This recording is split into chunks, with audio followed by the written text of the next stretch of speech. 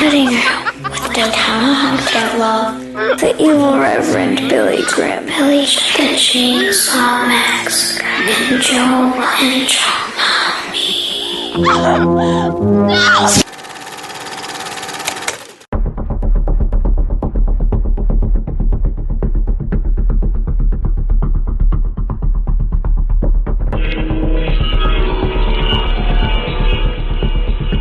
Happy Halloween, everyone. Welcome to the Cutting Room Movie Podcast. This is episode 92, and it is our annual Halloween spectacular. This time around, and one time a year only, it is me, your host, Tomahawk Detlef. Tonight, I am joined by Mr. Joe Mummy, the California Chainsaw Massacre, Max Cook, and Dangerous Dave Pace is also with us. I just made that up off the top of my head, Joe, the Dangerous Dave, because Dave wasn't with us on the Horror Palace, so he... Oh, right at the tail end. He never got a wacky nickname. So, Dave, you're just gonna... You're gonna have to be Dangerous Dave, if you don't mind. That's entirely up to you. That sounds great, Tom. Well, it's good to hear your voice, man. It's been a while. Hey, listen, it's Halloween. It's time for ghosts. It's time for ghouls. It's time for goblins. It's time for witches. It's time for some dark, mysterious women. Max Cook has designed the next 2 weeks, and he does it every year. This is the third year in a row he has designed our Halloween special, and who better to do it but Mr. Max Cook? Max, how you doing, my man? Happy Halloween. Happy Halloween to you, Thomas. Thank you very much. I'm feeling kind of sinister this evening. Oh, yeah? Are you drinking a pumpkin beer? I'm not drinking a pumpkin beer, but I do have the pumpkin spice candle burning, Max, in your honor.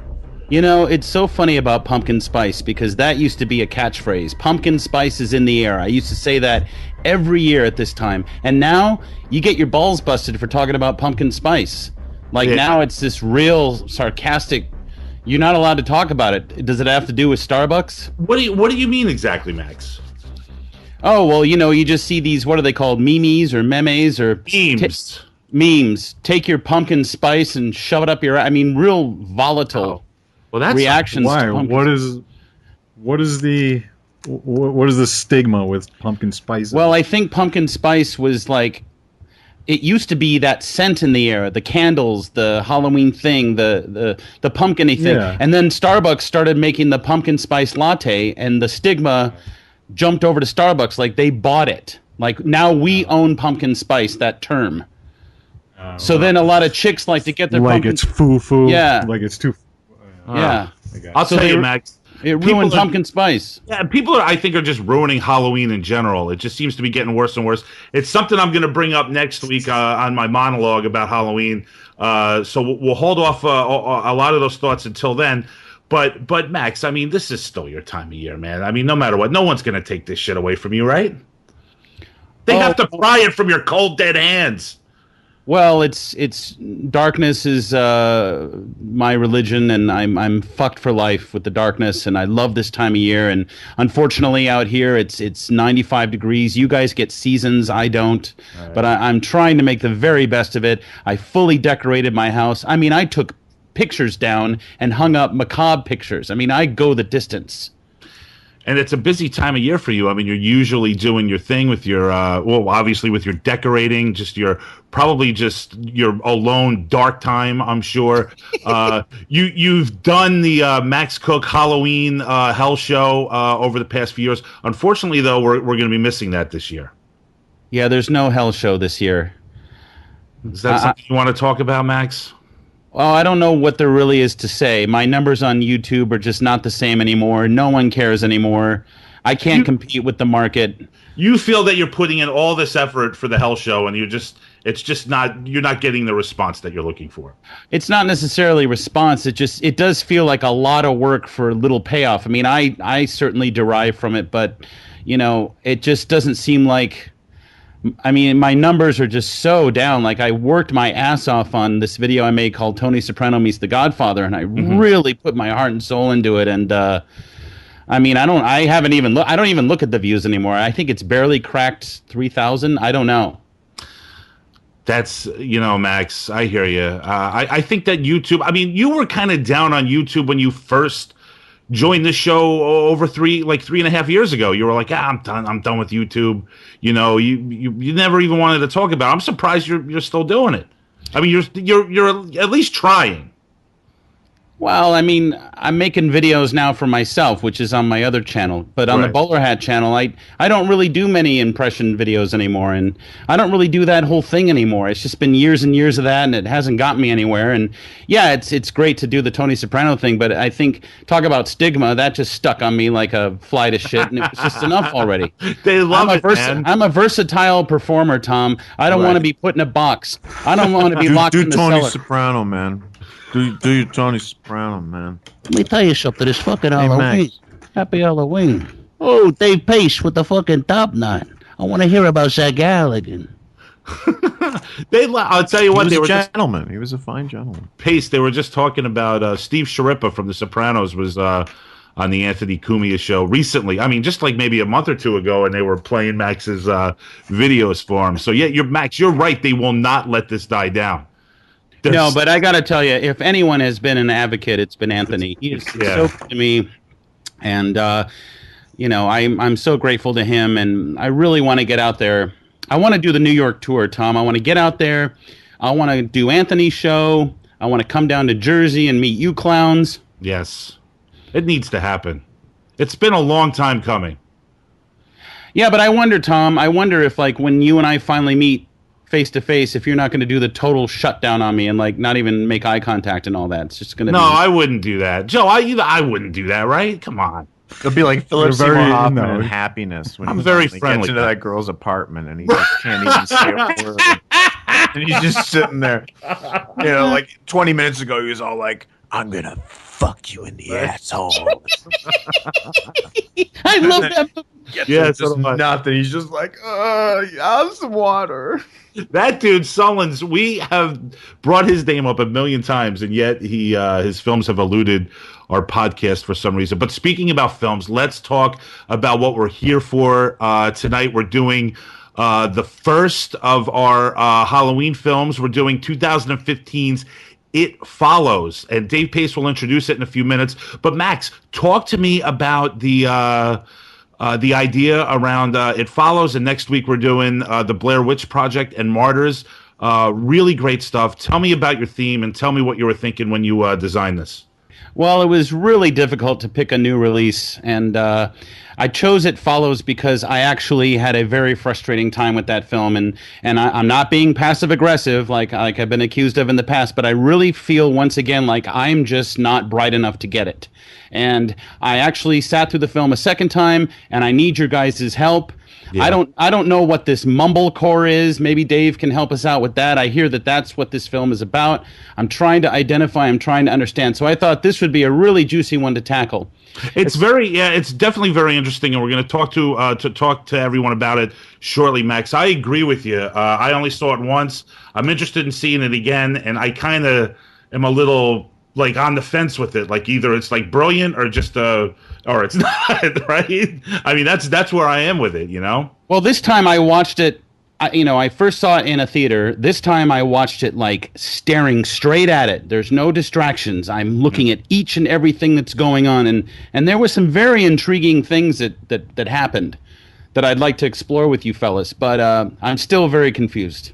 Okay, well, the theme is women. It's definitely women, right, Max? I mean, you know. Well, yeah. I mean, come on. Always got to bring up and there's a really hot chick in white cotton undies in this thing. Plus, there's a chick who's really cute in glasses that breaks wind. That I thought was great. Well, you have a lot of panties going on here. Max said that I noticed, but the theme is Women of Dark Sacrifice. This week we are doing It Follows, and next week you can check out our classic reviews. It's going to be the Blair Witch Project from 1999 and Martyrs from 2008. We also will get a chance to talk to the Blair Witch Project director Eduardo Sanchez. That will also be up on our website next week. In the meantime, let's kick things off with Dangerous Dave Pace and his introduction to It Follows. Dave, looking forward to hearing about it, man. Do it.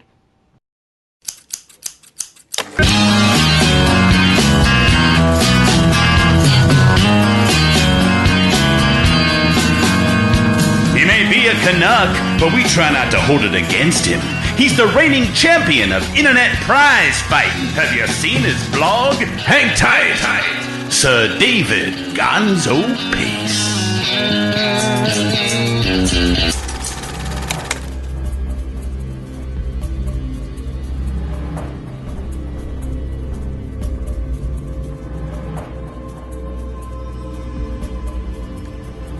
I enjoyed It Follows tremendously. This film is fraught with high tension and then these lo-fi periods of introspection. It's structured like a Pixies song. It's part horror film, part Goonies adventure, teen drama, part Greg Araki movie. And for that, I really loved it. The fuzzy time period thing that it does evokes this warm, trance-like nostalgia for whatever time the world last really made any kind of sense to you. Was it the 80s, the 90s, the 70s? I found it more compelling than contrived, though it is certainly both. Imagine my surprise when I saw it had a 6.9 on IMDb. Weird. How could so many people dislike this movie so intensely as to create this deeply polarized view of it? So, what is probably the single largest criticism of this film when you talk to the haters and the divided audience? They say it's style over substance, basically. Which is such a damned if you do verdict on something, isn't it? You can't ever really escape the psychic damage of a label like that. If the film succeeds in making this moody, angst-ridden, atmospheric vibe and transporting you into its world, then it's a failure because it didn't do this other thing you expected it to do. It's missing this thing, this substance. I wonder if we aren't expecting this film to do something it never intended. I also wonder just how much attention people are paying to its subtext if they aren't finding substance there. I watched it. I found it substantial. I enjoyed the time I spent with it, and it moved me in strange ways I didn't really expect a modern horror film with a fairly high profile to move me. Then I go and read all this about style over substance and how the film was hipster garbage with no depth. I could dismiss this criticism of the film, but it gnaws at me instead. It makes me wonder if the problem isn't me. If I'm the kind of dupe hustled by so-called hipster garbage. These thoughts will linger on the more I think about why I enjoyed the film, the more I wonder if they didn't just manage to get my number. To know what superficial buttons to push to access my reptilian pre-brain and massage it in the right ways to make it placid. This is the type of paranoid rabbit hole you fall down when people start talking style over substance to you. I know this because I live it. A few years back, I learned one of the closest friends I ever had, a friend who had practically grown up with me, described me as nothing but style over substance. I can almost hear the sneering contempt in his voice when I think about it, and I think about it maybe 100 times a day, more or less. This is among the kind of intrusive thoughts I manage on a daily basis. Not some stranger, not some internet dork, but a guy who knew me very intimately, as somebody I respected immensely, and in whose esteem I desperately wanted to be. He represented so many things to a young idiot like me. Now he mostly represents part of the internal dialogue I am having with a force I am now certain just wants to kill me. You're shit. You're nothing. Style over substance. Hipster bullshit. You have nothing to say about anything. No talent. This is me over and over again.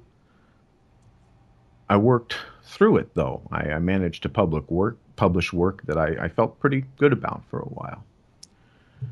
So then the editor of the publication I was writing for goes out on social media and tells his thousands of followers I'm a hack piece of shit that can't write. Style over substance yet again. A chorus of his followers chimed in about what a stupid, shitty writer I am and how I'm a giant phony. My own brother-in-law said I was dead to him. People who were friends and colleagues lined up to talk about what a fucking joke I am. You start to think maybe these people are onto something. These aren't strangers. These are people who know you and know your works. Next thing you know, that internal dialogue cranks back up again. You're shit. You're nothing. Style over substance. Hipster bullshit. You have nothing to say about anything. No talent. You honestly start to doubt your own instincts and perceptions. You realize that if you were just some style over substance douchebag who was totally up his own asshole, you probably wouldn't realize it, and you'd really enjoy something like It Follows. Wouldn't you, you phony piece of human shit? You fucking fraud. You hack. You'd think it was compelling. You'd be taken in by the beautiful decaying set pieces, the haunting production design, the pulsing soundtrack, hooked like a fish on a line, a bottom-feeding worthless idiot, a total fucking chode, the kind of yob that buys artisanal firewood. You know who I mean. I wanted this review to be about something else, I swear I did. I had this whole other thing about the internet all put together. But when I sat down to write, I knew this really had to be about style over substance and the psychic devastation that kind of critique can lay on someone. How can I ever feel like I'm not? There is always some twat with his nose in the air. There's always some twat with his nose in the air about to tell artists they don't meet their standard of substance. How would I know? How would I ever know when I'd reached the top of that heap? Would I ever want to? What would I be like? I feel for this film because we share this together. This terminal insecurity that will creep into your mind and slowly begin to dominate your whole process. I have no idea how this criticism impacted the makers of this film, but I hope it doesn't do to them what it has done to me. I really don't, and I say this not because I want pity. It's that I really don't wish it on anyone, because if you lose control of it, it will tear your life apart. You won't take pleasure in your work anymore because you fear you are nothing inside, that the work stands for nothing, and it means nothing. It's a feeling that cripples you slowly as you second-guess yourself into oblivion. This is self-indulgent and awful, and in many ways I am sorry to hijack this show to do this, but it's like I said, once I got going, I knew I couldn't write about anything else, and feel like I was being real, like I was at least trying not to be style over substance. Anxiety is a very real thing, and it will kill you dead. This is what I need to seriously grapple with right now. This is why I'm having a bit of a no country for old men moment. I'm no longer willing to put my chips out there, you see, to put my soul at hazard. When I sit down to write or do anything remotely creative, this is what I hear in my head. I hear my former friend, my former editor. I hear their words, and they obliterate everything else in my mind.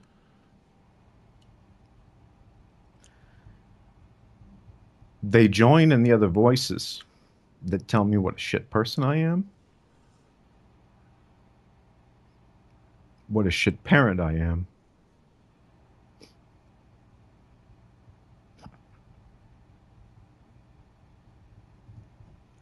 what a shit husband I am, and what a shit life I have carved out for myself.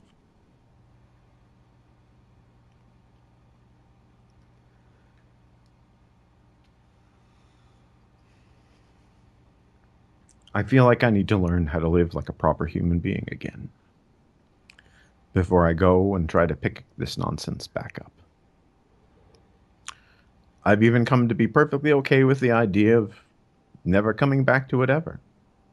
I worry medications will change me in ways that will take me from what meager gifts I have, but my greater worry is no medication will leave my children to deal with my death, because death is exactly where I'm headed without doing something radical. So I'm going to be honest and say that clearly. This will kill me if I don't do something. I've had a great time working on this show. I think my biggest regret is not being closer with the cast, because you're all great human beings. I just haven't been in a place where I can really be like that with people.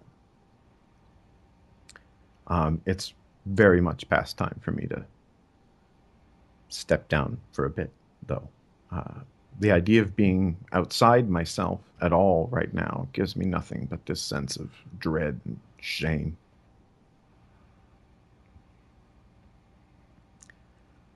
If I'm being honest, though, I'm scared because this is the only thing I've ever felt I was good at.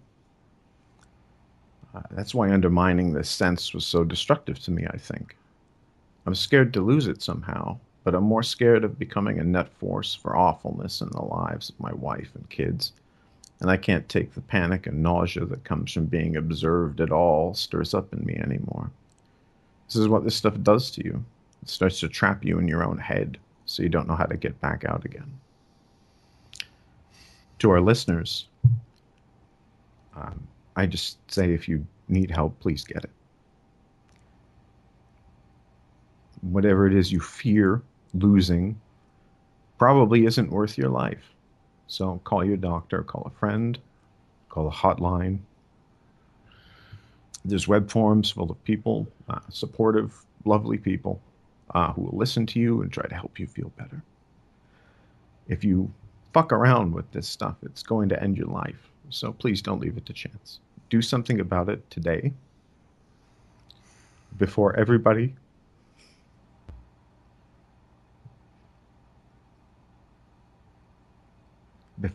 in your life hates your guts and you are truly alone. So thank you, and I promise we'll get right back to the Halloween show and stop all this self-indulgent bullshit. And if you haven't already, I encourage you to give It Follows a chance. I think it deserves one. I think we all do.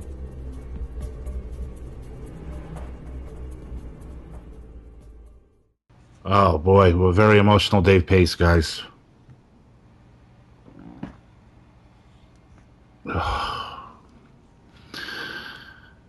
Do you feel any better getting that out, Dave? You know, I don't know yet.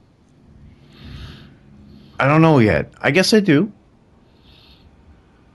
Because I identify with a lot of what you were talking about, and especially with anxiety, because that's all kind of new to me. Like, it's new. Like, all of a sudden, I started to have this internal feeling of, like, panic, collapse, inferiority, takedown. I can't even move. And I was diagnosed essentially with anxiety, and they wanted to put me on the hard meds. And I'm like, I'm not ready to be the pill guy yet. I'm not ready yet. That's scary, man. Being the pill guy is scary. So they got me on the Xanax, and it's so funny because obviously there's something in the air, because right before we started, you know, there was a bit of a kerfuffle. Is that what it is? Or kerfnuff? A what? A hub, a brouhaha. A brouhaha erupted before you even got on between Joe and I about technical issues. And as things crescendoed with yelling and intensity, I started to feel like I can't stand up to it. I started to get really, really, really, really anxious. And I definitely don't think you hijacked anything. If anything, you did exactly what this show is about. You started out talking about a film that moved you, and then you peeled back the layer and you opened up another part of yourself that obviously has been suffering, and you shared your suffering with us. And if you can't share it here, then where the fuck are you going to share it? Because I think this is a great place. You had an emotional response to the film, and this is what it's led you to. No one else is doing that out there in these movie podcasts, I think. And I certainly don't think your style over substance. I think that was pure substance and written with some great style.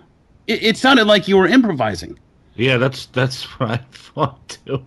A lot of times when Dave does his intros, it's like I think he's just, you know, Max improvising through, because it just all seems so natural, and like, you know, he knows what he wants to say. and he does it so brilliantly. I love Dave every time you write something for the show. I've cherished every contribution that you've made, and you're part of the brotherhood here. Don't make any mistake about that. And whatever your decisions are in life about, what you think you could handle or what you want to do, it's always backed, right, Joe? By every by every member of this show, Dave. Your family to me, as wacky as that might sound. I mean, I love you, man. Do do do do. Do do do do. This wacky family of miscreants. Dave, you're struggling with real things, man. I hesitate to, as interesting radio as it might be, man. I hesitate to even really want to continue this, because the problem with doing this on a show is that there's always this third ear or whatever, this third party who we're talking to, and it's not really fair, or I don't think healthy, actually. Yeah, I'd love to talk to you. I mean, trust me. The intent wasn't to be like, hey, let's spend our time talking about It Follows, talking about this instead. It just literally was like, I can't. I sat down. I had a whole other premise. It was all right too. No, Dave, and then it was just, this is how it had to come out. I do it all the time, Dave. It's the problem is that we're treating this like it's material for our show, and that's not really fair to Dave, because you're not as a great a writer you are, and as sincere and as much substance as you're putting forth here. You're dealing with real things, and I think the act of writing is a little bit different than this, where it's a live, even though it's taped, it's a live performance, and there's this tenor of performance involved in it, and it's not really. I don't think it's.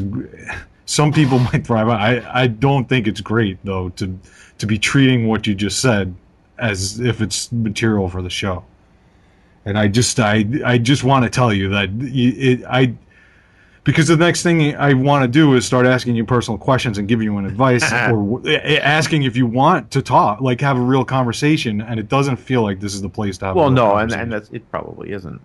We got a Halloween show to do. That's the absurdity of it, is that I don't doubt for a minute that everything that you said there was the absolute truth and the absolute way that you feel. And here we're trying to smash it through this filter of, some dumb internet show. You know what I mean? So it's hard it's hard to even think to go on with the conversation in a productive way with that we can talk in mind. Yeah, we can. And it just feels like that's false as well. And I'm not blaming you for it's not. I have great admiration for what you do. It's just it's difficult. I mean, he's produced a very powerful moment here, Joe. Yeah, and it's really hard to. Well, I would say two things. I don't even know if and this is the thing. I don't even know if it's my place. But my reaction to what you said there was that you should listen to what you obviously read it, whatever. You should think about what you said there. Your advice to other people and seek help, man. Get right. Oh yeah, for absolutely. Yourself, and I mean that's the idea, and that's also the idea behind taking some of the pressure off myself to have projects and do things and really just saying, no, that's okay. I don't need to do that. I need to get better. Joe. The other thing is, Joe, are you sweating? If Dave is of sound mind, so to speak, right now. Yeah, it feels. Well, I've never heard him so vulnerable ever. It feels exploitative to be talking about this on our show. It's just it's just icky to be talking about like actual things that really mean something to people. That are real things. Well, we've done this a million times before, but you find this to be a little deeper and darker. With respect. With respect.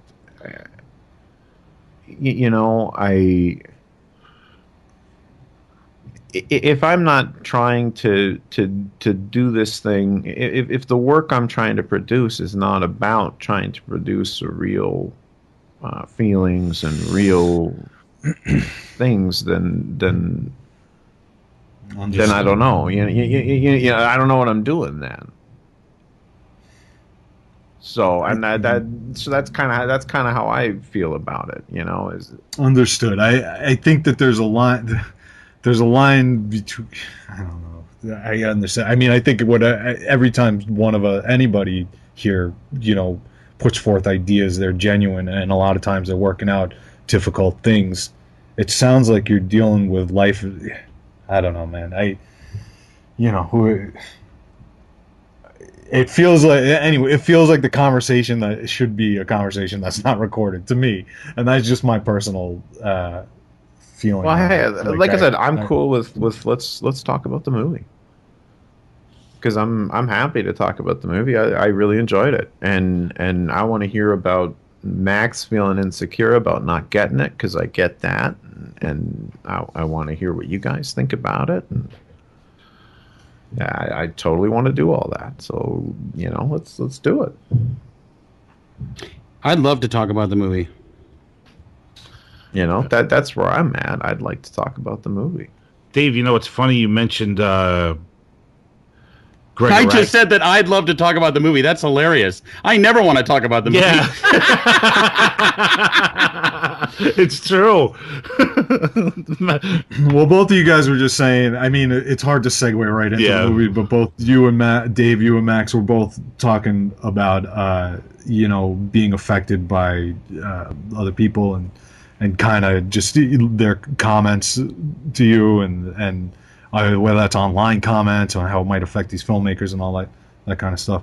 I think it's something that obviously anybody who puts themselves out there has to deal with, and it's a difficult right. thing. In the end, though, other people don't validate you, man. I mean, you should know the people that you trust, and you go to them for their opinion of your work, and you trust what they say. And even though sometimes even the people that you trust, when they give you negative comments, it's gonna be difficult to take. But people out there that are commenting that you don't trust, you have to realize that other people have other motivations for making themselves feel better by making other people feel terrible. There's no question. You know what I'm saying? There's no question, and I mean, the whole. One of the things that's challenging about that is that you're capable of recognizing that it's irrational. You're capable of recognizing that this makes no sense. Why do I care what this fucking idiot thinks? Why do I care what these people think? So it's not rational, and that's part of the problem. That's part of the problem is that and we'll get into it when we're going to be talking about Martyrs next week, I guess. But we'll get into that and the idea of how it just takes getting that crack in you. And once they have that crack in you, don't you see it as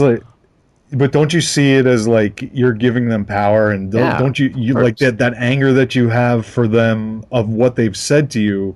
Can't you transfigure that into the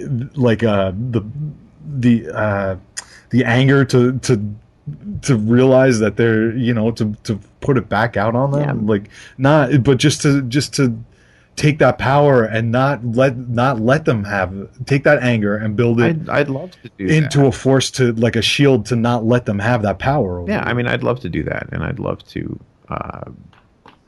I'd love to have the tools to do that, and I would love to.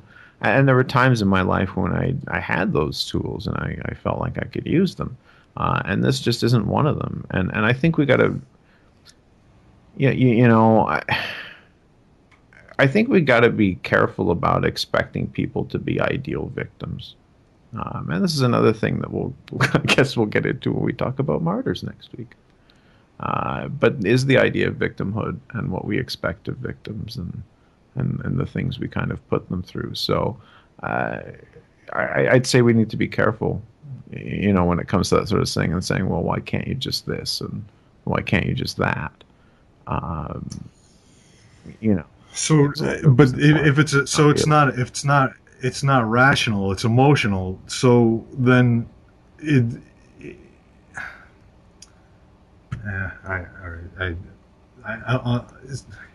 if you can't get around it in a rational way, then you should find another way.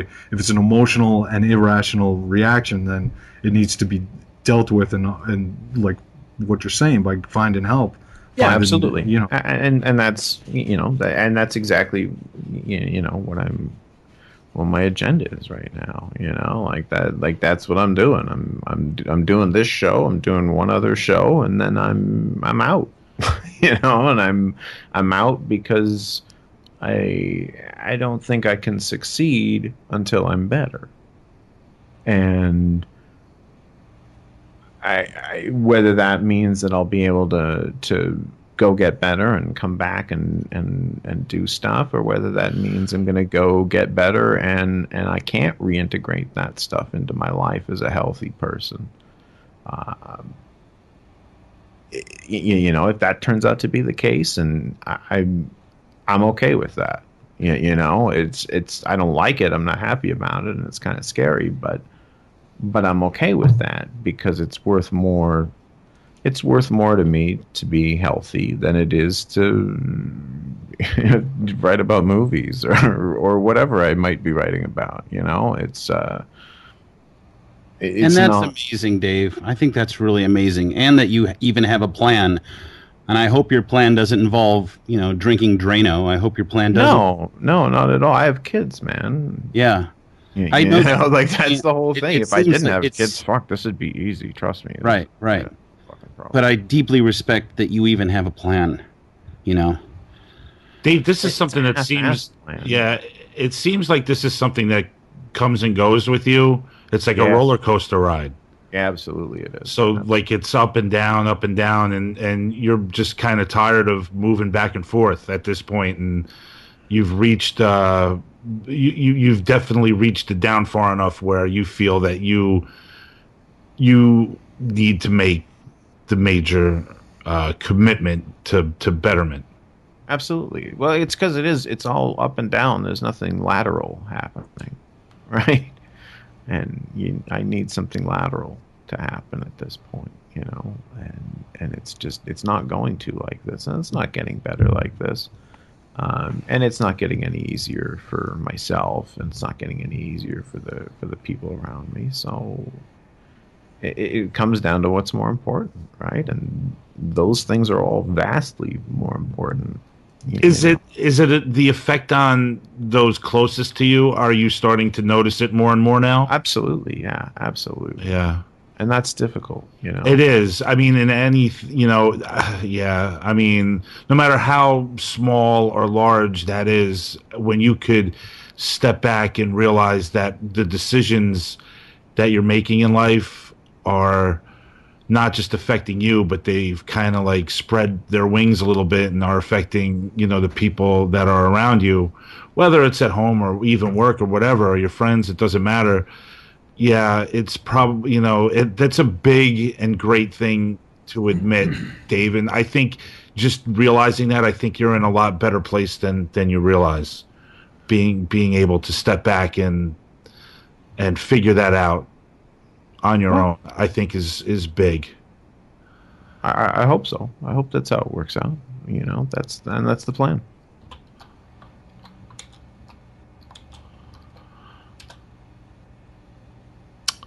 Wow. Well, I got the totally different read from the internet, because you said, Dave, that it was a 6 something on IMDb. I went and looked at Rotten Tomatoes, and it's a 96%. All I saw were big, juicy red tomatoes for this. It Follows. Yeah. And I was like, holy God, I mean, this thing, Adam won't shut the hell up about it. He's seen it, I think, 4 times. Adam likes it? You should hear him pontificate about it. It is one of the great new works of art. And I listen and I try to understand, and I listen and I try to understand. And I looked at this thing again, and the first thing I felt was, this is like Teenage Peanuts. I'm talking about the comic strip. Yep. You know, there's no adults in this world. There's a few, but it doesn't, you know, they're all wah, wah, wah, wah. Like, they don't really have any significance. It's a very windy, leafy world, and all the archetypes are there. But this time, I actually saw, because, like I said, the first time I saw it in theater with 3 other dudes, I mean, we all just walked out of there just like, what the fuck? But this time, I really focused on the filmmaking, which I thought was beautiful. I focused on the music, and I tried to understand the menace. And I think I missed the threat. I missed what the curse was about. I didn't understand the curse, and frankly, I still don't understand the curse. But I don't even know if that even matters as much. But then I start to see little things like, okay, so this chick, now, and again, I'm not being a smartass, I'm not being passive-aggressive, I'm genuinely confounded here as to what I'm supposed to be getting from this. So, real quick, the lead blonde chick at one point, she just found out about the curse, she just had the old lady in the leg brace come at her, she just had the lady pissing herself come at her with the one athletic sock. So she's in the bathroom, she's in white panties and a bra, she looks down, she opens her panties, and she stares, and the next thing you know, boom, a red rubber ball hits the window and bounces. Randomly. You don't know who threw the damn thing, you don't know what's going on. In my brain, I'm like, okay, let me put myself in the person who loved this movie's frame of mind.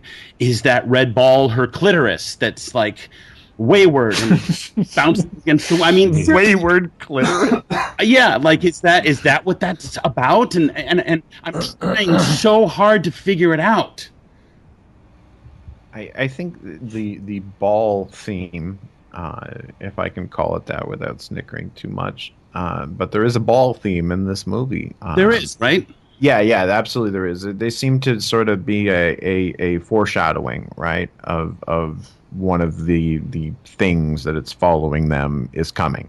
Right. So you'll tend to see there'll be a ball in the shot somewhere, or something will happen with a ball, and that's going to foreshadow a scene, you know, and usually a tense or gruesome scene. Okay. And then I was like, well, what is the significance of the X on her right middle finger? Because that seems to keep popping up. And I'm like, well, these are the things I guess I should be looking at. Why is she reading the Iliad? Why is everyone talking like this in... Was she reading the Iliad or the Idiot?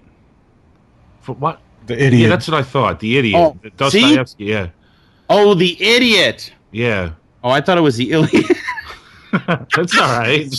Well, now That Max's poem- whole that poem- theory's blown. Yeah. She's now, reading the Idiot. She's reading Yeah. my fucking life story. now you got to read a 500-page book.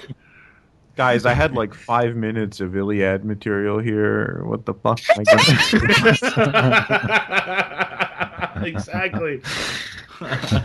You know, the style over substance thing, Dave, is right on. And one of the biggest, the problem I had with this movie was that it almost, to me, I don't know if this is going to make sense, but it kind of like suffers like a Tarantino trap, because like every scene in the film, I would watch it and I'd be like, oh my God, that's so Wes Craven. And then the next scene, I'd be like, "Oh my God, that's so Sam Raimi." David Lynch, Harmony Korine. Even you mentioned Greg Val Lewton. Yeah, Iraqi Val Lewton, another great example, Joe. And that's what I'm like seeing here. Like, in each scene, like I'd look at her bedroom and I'd be like, I would just think of Korine, and Gummo, and like the TVs on top of each other, or on Trash Humpers with the TVs on top of each other. And there's no doubt about it that, like, whenever they're the driving sequences, especially in like a dirt road or a wooded area, I'm thinking of Raimi. There's no doubt about it that this dude is throwing throwing us homages, to Friday the 13th in there. Yeah, everything. It's just all there all the time. Let the right one in at the end. Absolutely, Yeah. the pool scene, and that was like that. That's where it hit me, like at the climax, where I'm like, gee, I'm thinking to myself, it's like, and then I'm like, and then you get to the point where you're just like, when you're watching all that, you're just comparing it to those other filmmakers and those other films, and you're like, well, it's not as good as that, and why is he reaching? And it kind of takes away from that scene, like that pool. If Let the Right One didn't exist, that pool scene at the end is really intense, but it was so distracting to me because that's all I kept thinking of was how awesome Let the Right One is, in its climax, and how I was comparing it to that, and that distracted me from the story and liking this film as much as I think that it deserves to be liked. I mean, I can see that. I see that, and this is the problem, right? Is that you can see the style over substance criticism, right? Like you can look at this film and say, well, it's all atmosphere and it's all this and it's all that. Now, if you think that's what the artist was intending to do, well, then it's a success, isn't it? And if you don't find that nourishing, well, okay, you don't find that nourishing.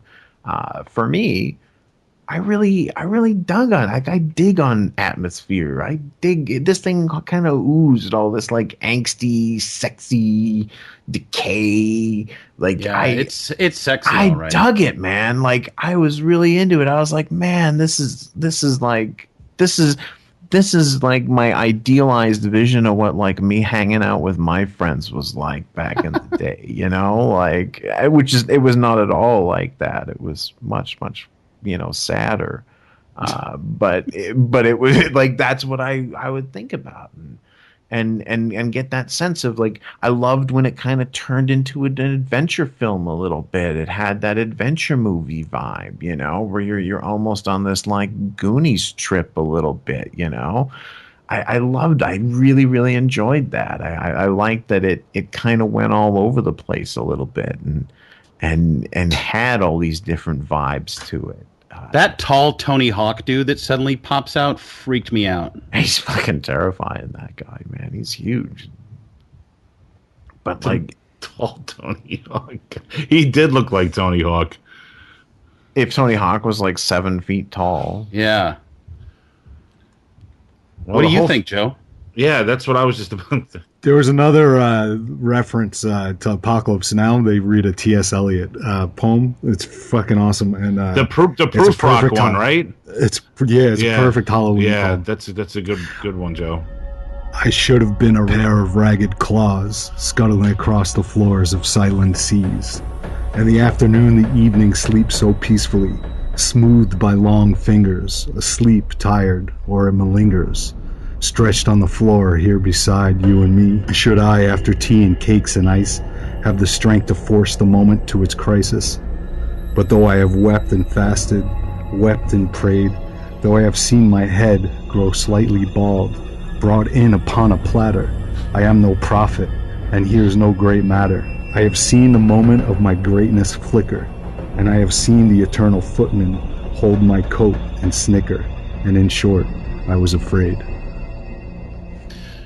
That's some Joe, bomb ass shit. Yeah. I love that fucking poem. Joe, you got that in there. Joe was like, please, somebody bring up the idiots so I can segue into T.S. Eliot poem. It worked out for you, man.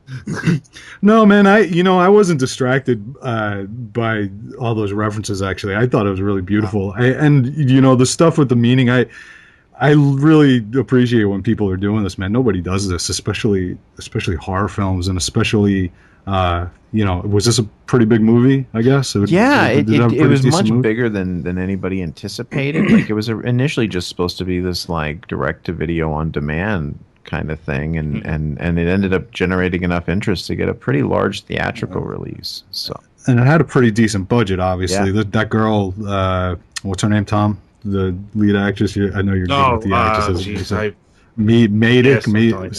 got some weird name. I know she's been in some big stuff, so it had a pretty big budget. Nobody's doing like abstract, symbolism movies, and this. I don't even think that this has much to do with symbolism. I mean, I watched a couple of interviews, and it sort of confirmed what what I had suspected is that this dude David David who directed it, Mitchell. He was saying that this stuff came out of his dreams, man. Yeah, so there's no doubt about that. The stuff is left intentionally for interpretation. And some of the stuff doesn't have interpretation. And I actually, I don't mean to crowbar myself into this here, but that little short film that I made, it was really filmed a lot. I felt a lot like what I was sort of trying to do with that short film, The Nightmare, even Meat Cycle, actually. It's just film stuff that comes out, and you make imagery, you make a film like you make a dream, you manufacture it, and then you're left to sort out what it might mean afterwards, man. That's really beautiful poetic stuff, man. Totally. And a lot to do with T.S. Eliot's writing, obviously. The stuff doesn't fit in to like have direct meanings, but the meanings get sort of splattered on the walls like blood. It's really neat. The one thing that is a pretty direct interpretation, as far as I could tell, is the thing that the titular haunting thing, the It Follows.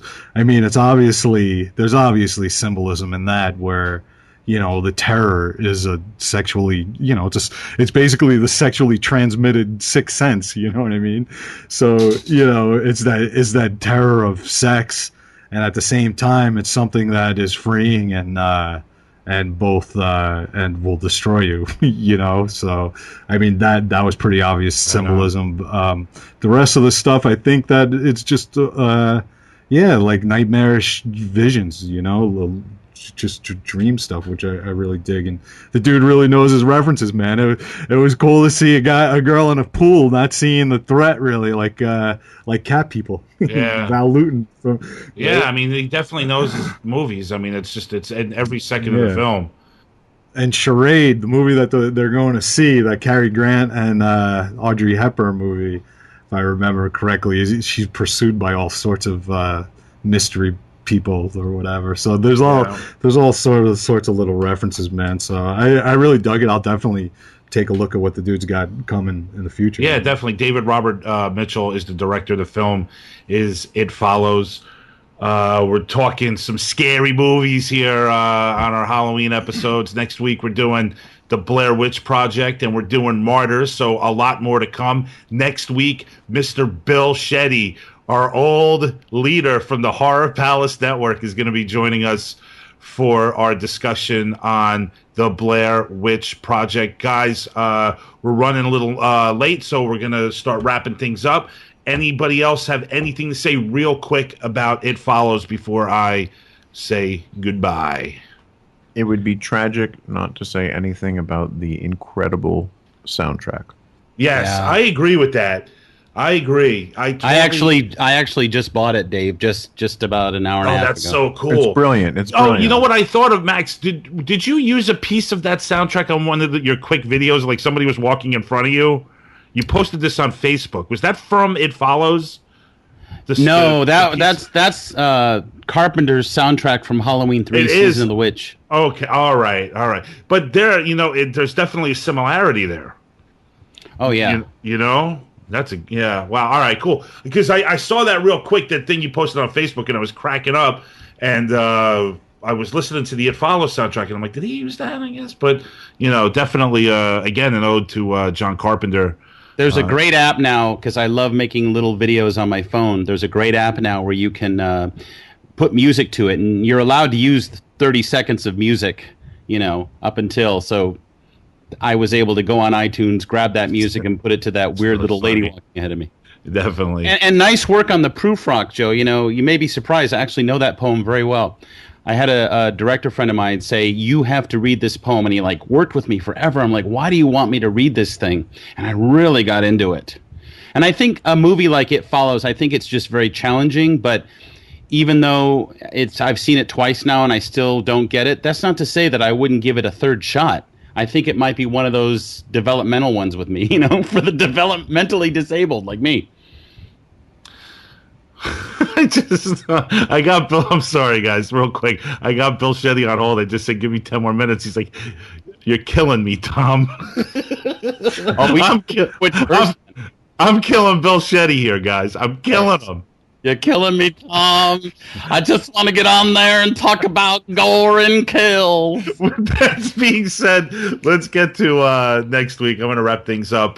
Thank Dangerous Dave Pace, Joe Mummy, and the California Chainsaw Massacre. I love these names. They're only around once a year. I'm Tomahawk Detloff. You know you're listening to the Cutting Room Movie Podcast. Check out Joe's film work at Christiana Productions. It's Halloween, The Nightmare, and Meat Cycle. I'll post it. I'll put it on the Definitely post. on both of them. On both, we'll definitely have them up, and we'll put up End Times Angel, Max and Adam's little horror short. Also, go to maxcookuncork.com and check out his blog. Give Adam a quick plug too. StarlandPC.com. Check out his pilot going on there. Really good stuff going on with the Cutting Room Movie Podcast. The show's edited by Joe Christiana and Joe Shrek. And brought to you by New Media Limited and Christiana Productions, all that. We'd also like to thank Jeremy Garcia for doing all of our social networking. He's awesome. Check his podcast out at dartboardcinema.com. And also the music is done usually by the Zillatones, Joe, but let's give your buddies a quick... Oh yeah, Sonoprint. Nikolai Weaver, fucking great musician. He's hey, Nikolai. Yeah, Sonoprint. Anybody who's a filmmaker, actually, he's a great dude to work with. He did the music for The Nightmare, Meat Cycle, and Time Travel. So definitely check out Sonoprint and Nikolai Weaver, Joe. Weaver. Sonoprint. Awesome. We're over and we're out. Ciao. Join us next week for more Halloween nonsense. See you then. Bye-bye.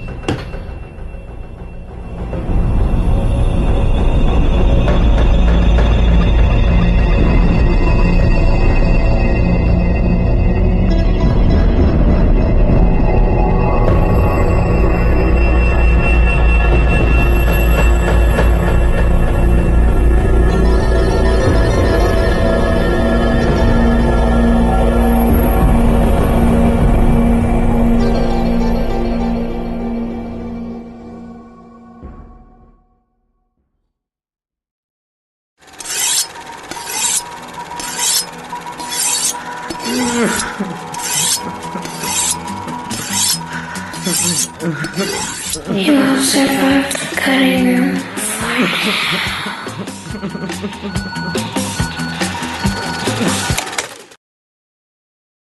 On the Bowler Hat channel, I don't really do many impression videos anymore, and I don't really do that whole thing anymore. It's just been years and years of that, and it hasn't gotten me anywhere. And yeah, it's great to do the Tony Soprano thing, but I think, talk about stigma, that just stuck on me like a fly to shit, and it was just enough already. They love man. I'm a versatile performer, Tom. I don't want to be put in a box. I don't want to be locked in the cellar. Do Tony Soprano, man. Do your Tony Soprano, man. Let me tell you something. It's fucking Hey, Halloween. Max. Happy Halloween. Oh, Dave Pace with the fucking top knot. I want to hear about Zach Galligan.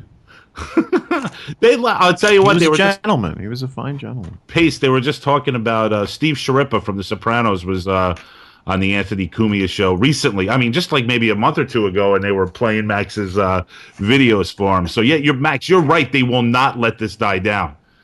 No, but I got to tell you, if anyone has been an advocate, it's been Anthony. He is so good to me, and you know, I'm so grateful to him, and I really want to get out there.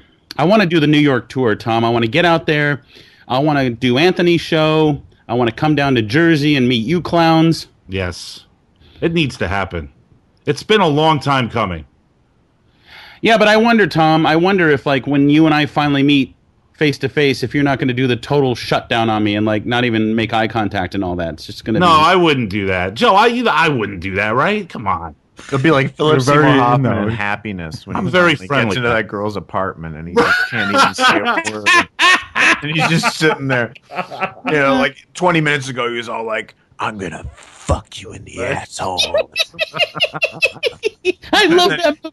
Yes, Just nothing. He's just like, have some water. That dude Sullins, we have brought his name up a million times, and yet his films have eluded our podcast for some reason. But it's time for ghosts. It's time for ghouls. It's time for goblins. It's time for witches. It's time for some dark, mysterious women. Max Cook has designed the next 2 weeks, and he does it every year. This is the third year in a row he has designed our Halloween special, and who better to do it but Mr. Max Cook. Max, how you doing, my man? Happy Halloween. Happy Halloween to you, Thomas. Thank you very much. I'm feeling kind of sinister this evening. Oh, yeah? Are you drinking a pumpkin beer? I'm not drinking a pumpkin beer, but I do have the pumpkin spice candle burning, Max, in your honor. You know, it's so funny about pumpkin spice because that used to be a catchphrase. Pumpkin spice is in the air. I used to say that every year at this time. And now you get your balls busted for talking about pumpkin spice. Like now it's this real sarcastic.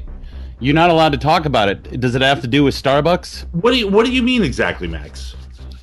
Oh, well, you know, you just see these, what are they called, memes or memes or... Memes. Memes. Take your pumpkin spice and shove it up your... I mean, real volatile Well, that's reactions Why? to pumpkin. What is the stigma with pumpkin spice? Well, I think pumpkin spice was like... It used to be that scent in the air, the candles, the Halloween thing, the pumpkin-y thing. Yeah. And then Starbucks started making the pumpkin spice latte, and the stigma jumped over to Starbucks. Like, they bought it. Like, now we own pumpkin spice, that term. So then a lot of chicks like to get their like pumpkin... it's foo-foo. Yeah. Like it's too... Yeah. I'll So tell you, they- Max. It People ruined are- pumpkin spice. Yeah, people are, I think, are just ruining Halloween in general. It just seems to be getting worse and worse. It's something I'm going to bring up next week on my monologue about Halloween. So we'll hold off a lot of those thoughts until then. But Max, I mean, this is still your time of year, man. I mean, no matter what, no one's going to take this shit away from you, right? They have to pry it from your cold, dead hands. Well, it's darkness is my religion, and I'm fucked for life with the darkness, and I love this time of year. And unfortunately, out here it's 95 degrees. You guys get seasons, I don't, but I'm trying to make the very best of it. I fully decorated my house. I mean, I took pictures down and hung up macabre pictures. I mean, I go the distance. And it's a busy time of year for you. I mean, you're usually doing your thing with your, obviously with your decorating, probably just your alone dark time, I'm sure. You've done the Max Cook Halloween Hell Show over the past few years. Unfortunately, though, we're going to be missing that this year. Yeah, there's no Hell Show this year. Is that something you want to talk about, Max? Oh, I don't know what there really is to say. My numbers on YouTube are just not the same anymore. No one cares anymore. I can't compete with the market. You feel that you're putting in all this effort for the Hell Show, and you're not getting the response that you're looking for. It's not necessarily response. It does feel like a lot of work for little payoff. I mean, I certainly derive from it, but you know, it just doesn't seem like. I mean, my numbers are just so down. Like, I worked my ass off on this video I made called Tony Soprano Meets the Godfather, and I really put my heart and soul into it. And I mean, I don't even look at the views anymore. I think it's barely cracked 3,000. I don't know. That's, Max, I hear you. I think that YouTube, I mean, you were kind of down on YouTube when you first joined the show over 3.5 years ago. You were like, I'm done with YouTube. You never even wanted to talk about it. I'm surprised you're still doing it. I mean, you're at least trying. Well, I mean, I'm making videos now for myself, which is on my other channel. But speaking about films, let's talk about what we're here for tonight. We're doing the first of our Halloween films. We're doing 2015's It Follows, and Dave Pace will introduce it in a few minutes. But Max, talk to me about the idea around It Follows, and next week we're doing the Blair Witch Project and Martyrs. Really great stuff. Tell me about your theme, and tell me what you were thinking when you designed this. Well, it was really difficult to pick a new release, and I chose It Follows because I actually had a very frustrating time with that film, and I'm not being passive-aggressive like I've been accused of in the past, but I really feel once again like I'm just not bright enough to get it. And I actually sat through the film a second time, and I need your guys' help. Yeah. I don't know what this mumblecore is. Maybe Dave can help us out with that. I hear that that's what this film is about. I'm trying to identify. I'm trying to understand. So I thought this would be a really juicy one to tackle. It's definitely very interesting, and we're going to talk to everyone about it shortly, Max. I agree with you. I only saw it once. I'm interested in seeing it again, and I kind of am a little like on the fence with it. Like either it's like brilliant or just or it's not, right? I mean, that's where I am with it, you know? Well, this time I watched it, I first saw it in a theater. This time I watched it like staring straight at it. There's no distractions. I'm looking at each and everything that's going on, and there were some very intriguing things that happened that I'd like to explore with you fellas, but I'm still very confused. Okay, well, the theme is women. It's definitely women, right, Max? I mean, you know. Well, yeah. I mean, come on. Always got to bring up the and there's a really hot chick in white cotton undies in this thing. Plus, there's a chick who's really cute in glasses that breaks wind. That I thought was great. Well, you.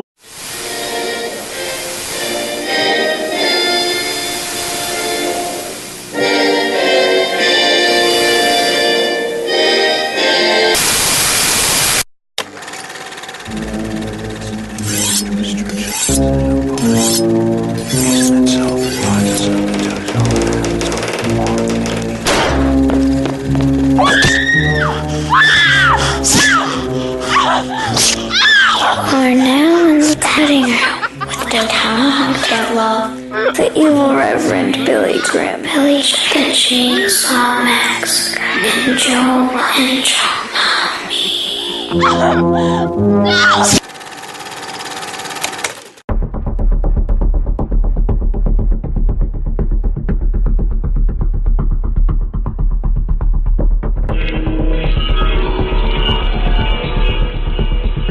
Happy Halloween, everyone. Welcome to the Cutting Room Movie Podcast. This is episode 92, and it is our annual Halloween spectacular.